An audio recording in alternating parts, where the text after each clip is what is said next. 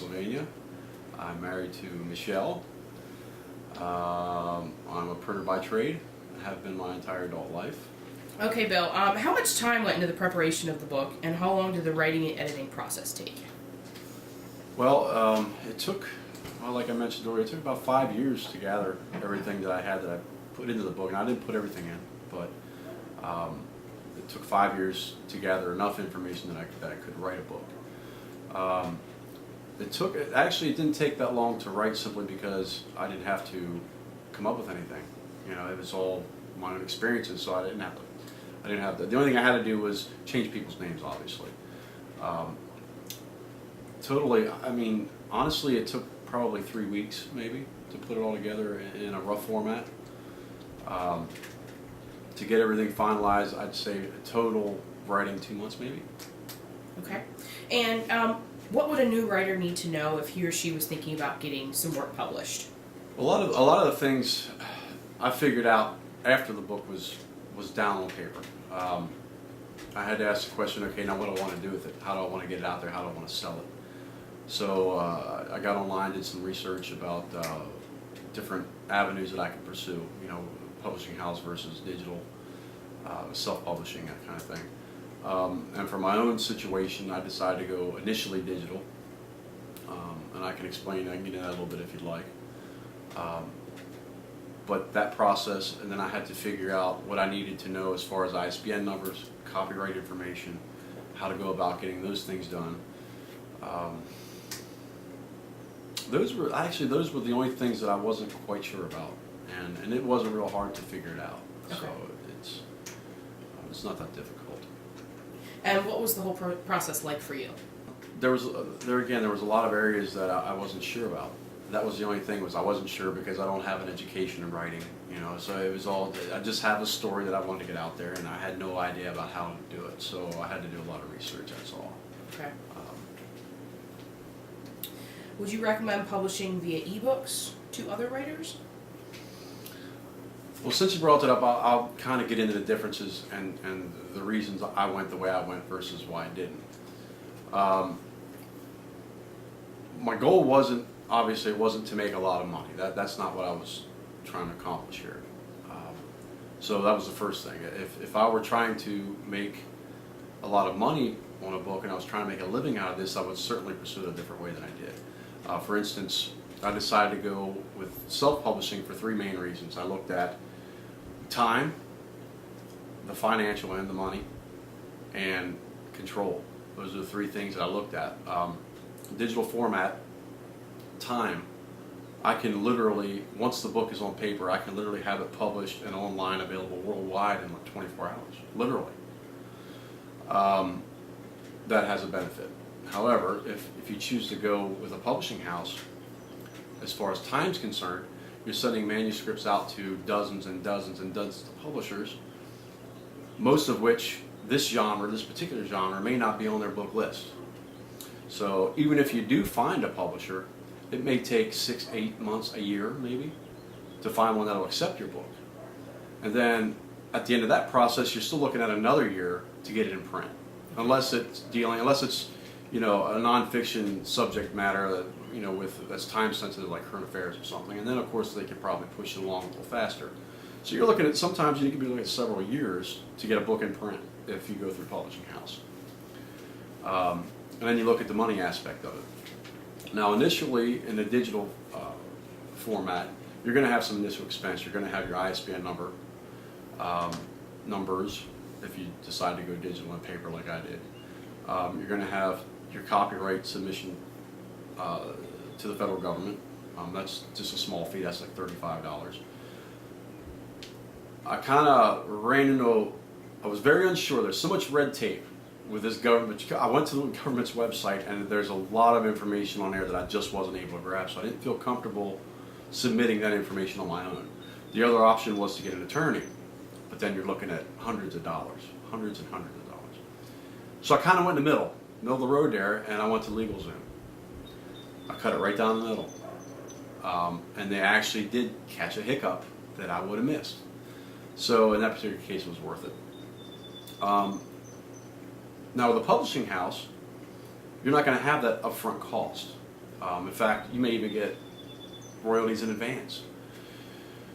They're going to do all the advertising, they're going to do the distribution, they're going to do the printing, all of that mess you don't have to worry about. But the flip side of that is your royalty percentage is going to be so much less. However, having said that, if it's a successful book, you're going to make that up in spades and volume. So that's something you have to weigh. Last topic, the control. When you sell your manuscript to a publisher, there's a good chance there's going to be an editor there that's just going to hack the hell out of that book. And it may not even be recognizable to you when they're done with it. I didn't want to give somebody the ability to take my manuscript and just change it, even though they're doing it for what they feel and most likely is the best thing to do for that particular project. That's not my goal. My goal was my story the way I wanted to tell it, and that's the way I wanted it. So that was the biggest factor in going in digital. Is I just didn't want to give up my control of my manuscript. Now, in your book, The Evolution of a Paranormal Investigator, who was the target audience when you began marketing, and did the audience change as the book began? The target audience, like I mentioned to you earlier, it's a kind of a small niche. It's not a large group of people in the overall big picture. It's basically people that are like-minded, have the same interests that I do. The audience hasn't changed. It's still the same type of people, that have the same interests that I do that are reading the book. I've been getting emails and Facebook posts and everything, and these are all people that are in the same kind of interests that I have. And that's not to say that somebody may not have a curiosity and check the book out, but for the most part, it's people that are in the same interest group that I am.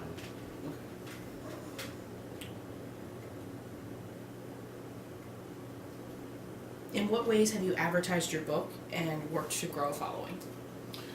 This is one of the toughest things when you do self-publishing, obviously, is marketing. My particular case is I went with Amazon, the Kindle.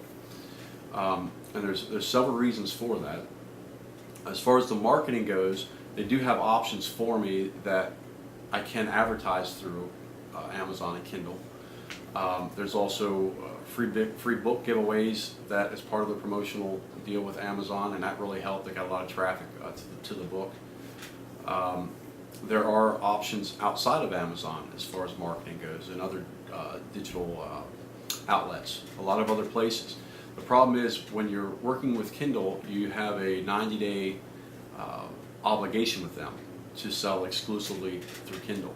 I can't sell it off my website in digital format. I can't sell it off of eBay or anywhere else until this 90 days up, which I can renew every 90 days, or I can cancel regardless, whatever the situation is. But once I get it to print, then I have the exclusive rights that I can take that paper and I can sell that anywhere, and it would be separate from the digital version with Amazon, even though I'm selling both formats on Amazon. So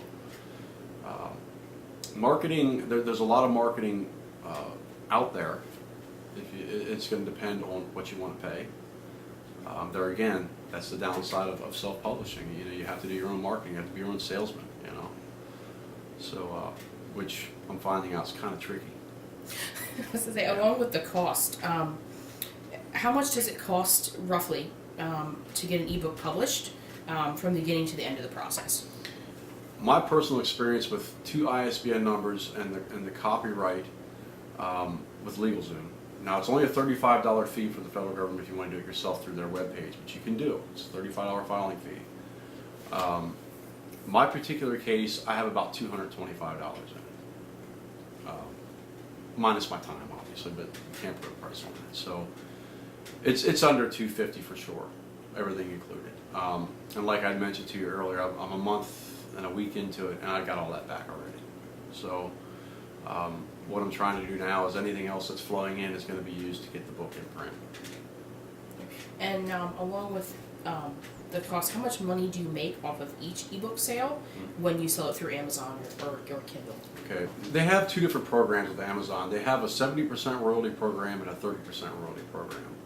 I own exclusive copyrights to this book, and I can sell it worldwide, so I'm able to go at the 70% rate, minus what they call a transfer fee, which is or a electronic delivery fee they charge, is very small. So depending on what you price your book at, you're going to get 70% of the royalty minus the transfer fee per book. With the Kindle, subscribers to their book club read the book for free. And every time someone reads a page of the book, I get paid for each page that's read out of this book, and it comes from a global fund that Amazon sets aside each month. And the amount that I'm paid is determined by the number of pages, free pages that are read worldwide, versus how much money's in the global fund that month, and it's calculated that way. And that's all information that you can read about on Amazon. Now, along with the marketing, did you do any other avenues of marketing, like blogging, podcasting? Social media is big. I mean, Facebook and G Plus and Twitter, and I mean, you get the word out and you get people to share it, or like it or whatever. Man, it gets out quick. So social media is a big way to get the word out, especially if it's like me. It's my first book. I'm not quite sure the best ways to do things, but I would venture to say probably 90-95% of my traffic is through social media. So that's definitely the best way to go. And the more people you know, obviously, the better your results are going to be. Now, you had mentioned to me earlier that you were planning on going to print. Mm-hmm. Is that process costing? What's the cost for that? Okay. Now, when this goes to book format, there's going to be some changes to the book. It's going to be another edition of the same book. I'm going to add some things to it, first of all. And since it will be in print and it will be in bookstores eventually, I hope, I will send this out to at least 2 different editors to proofread and look at the flow of the book, and then take any advice they may have on changing the layout or whatever ways that they can tell me to improve the way the book is structured. That I will certainly do, which I didn't do on the digital version. That I'm most certainly going to do. So that's one of the things that's going to be an expense, is the proofreading. That's going to be one that I didn't have the first time around. The actual print, to have each individual book printed, varies from printer to printer. One of the best ones I found is DigiPrint, which I was showing you a little earlier. And what they did was, I got on their website and they sent me this little book, and basically it's a sample book. And inside the book is all of the different types of printing material that I could have this book printed in, different types of paper. It's all digital print. So basically you can go to them and say, hey, I would like 2 copies of my book printed, or you can say, hey, I'd like 10,000 copies of this book printed. And of course, the more you have printed, the cheaper it gets, obviously. To get 100 copies of this printed, we're looking at roughly $550 for 100 copies. So you're looking at about $5 to $6 per book to get printed. Chances are with a publishing house, with all their connections and all their volume, they could probably get it cheaper, but there again, you're still going to get a smaller cut of that royalty check. So basically what I did was I doubled the price of my paper cover for my digital. That way the profit's going to be exactly the same whether it's digital or paper.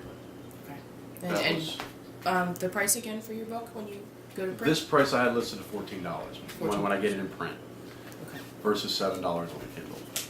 Which, by the way, when you get a copyright, or excuse me, the ISBN number for the books, you will actually get a barcode that company sends to you that has the ISBN number barcode with and without the price on it. So you can choose either one when you put it on the back cover of the book. Do you have any future plans to publish again? At this point, no. I never really had one to print the first one either. So I can never say never, but I don't plan on it at this point, no.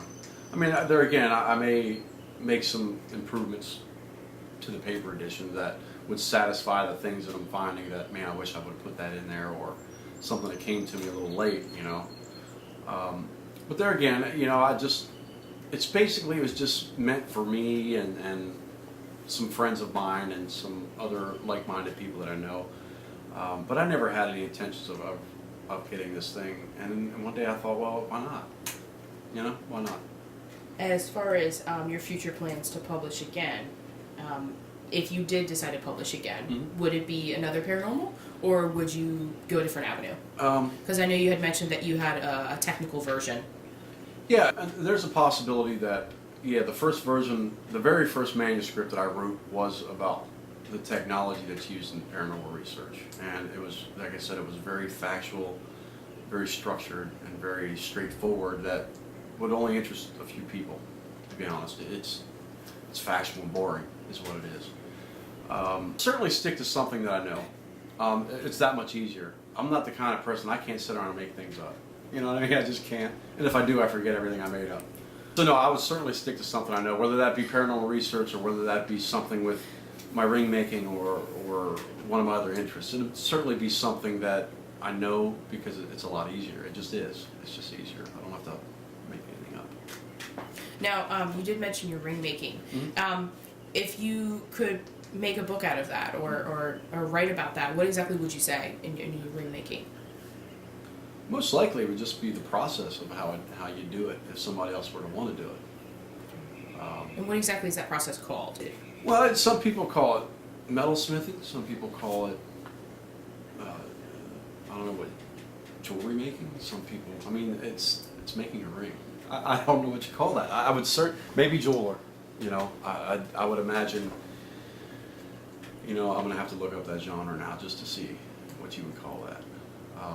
Ring making, jewelry making. That's what I would say.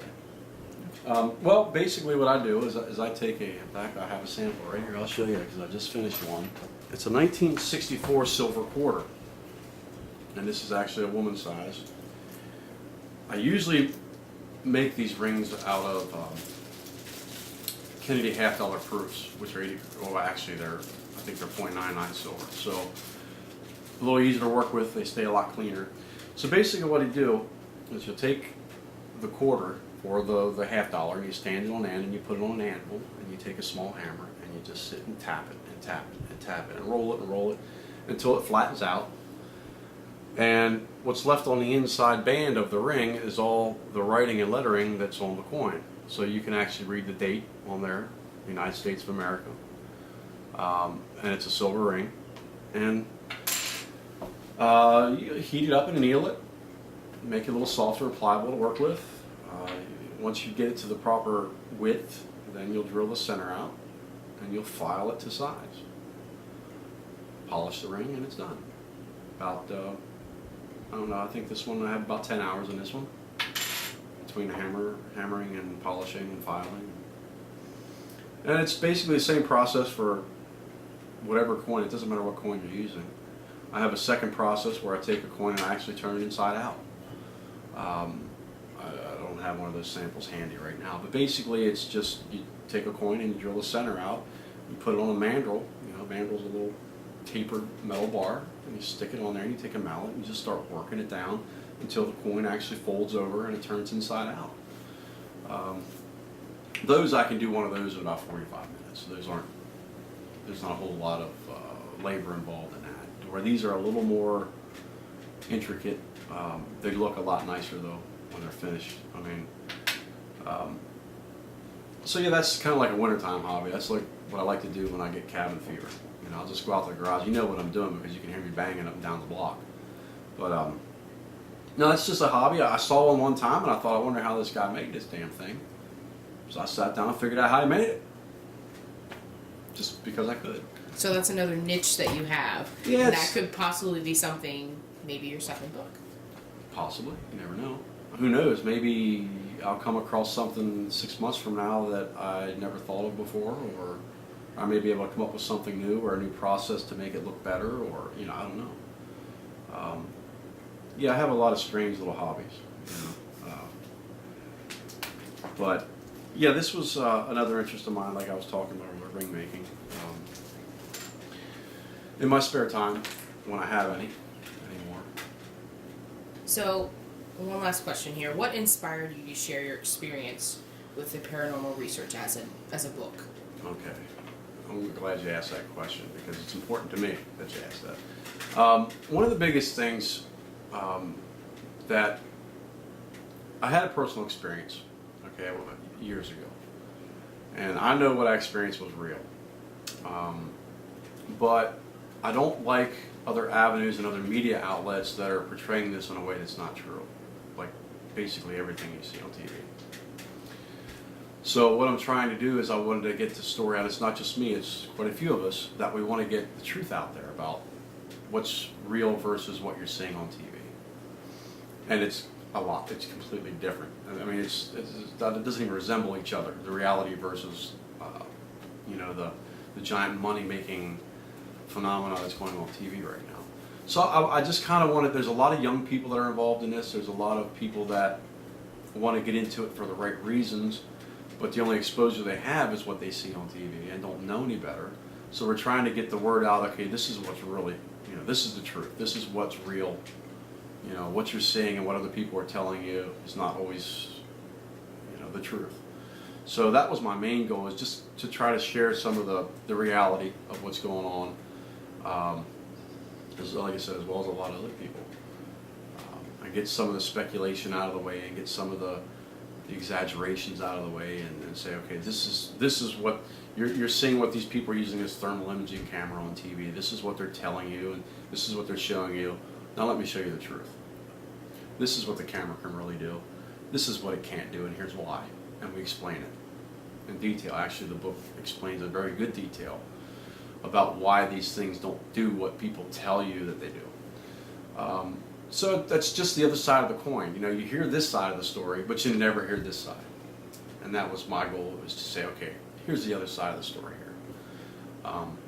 And that's the reality of what's happening. There again, I mentioned to you earlier, not to say that some of the things you're seeing on TV aren't real. I don't know, I'm not there. But I certainly can tell you a lot of the things on TV cannot do what they tell you they're doing based on what we hypothesize right now. And we have a very detailed explanation as to why that is. My name is Bill Heiland. I'm the author of the book, The Evolution of a Paranormal Investigator. It's available at Amazon.com for $7. Perfect. Oh, I'm going to throw some down some cake.